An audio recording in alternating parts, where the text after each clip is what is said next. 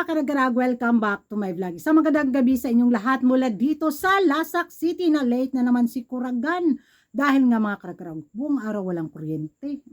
Di nga lobat ang cellphone, didbol ang cellphone ni Kuragan. Kaya hahabol na naman ulit ako sa mga kaganapan ngayon sa mundo ng beauty pageant sa Miss Universe Philippines 2024 na kung saan inintriga ito ng mga active na mga chismosa sa social media mga karagarag. Itong latest na revelasyon ng Miss Universe Philippines Organization tungkol nga welcome na ang paggamit ng sariling dialect sa mga kandidatang lalaban sa Miss Universe Philippines 2024 na kung saan napataas ang kilay ng mga chismoso-chismosa na bakit ngayong taon lang daw inaprobaran na Miss Universe Philippines Organization yung mga ganitong pa-eksena galore sa mga kandidata sa paggamit ng sariling dialect. Hanas at banat ng mga active na mga chismosa sa social media mga karagrag tungkol nga dito sa paggamit ng sariling dialect na okay na sa Miss Universe Philippines Organization.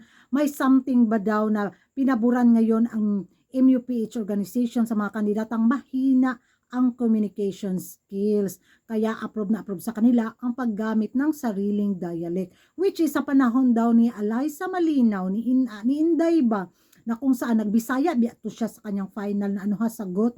At ang ending, naligwak bangbang yun si Alyssa mga karag-karag. Kaya yun yung pagkukumpara ngayon na mga active na mga chismosa sa issue na ito nga, medyo may something fishy daw oy sa approve ng Miss Universe Philippines Organization. Baka daw may mega favorite na daw ang MUPH organization sa isang kandidata na medyo hindi ganun yung kalakasan sa pagsasalita ng English, kaya mas pinabura nila yung paggamit ng sariling dialect para ma-express daw ng bongga yung data yung gusto nilang sabihin bitaw. Ako bilang active din na chismosa mga karag-karag, pabor ako sa ganito mga pasistema bitaw para ma-showcase bitaw din yung sariling natin dito sa Pilipinas. Well, pagdating naman sa ibang bansa o kung hindi talaga kaya ng kandidata, edi pwede naman magdala ng interpreter, o di ba?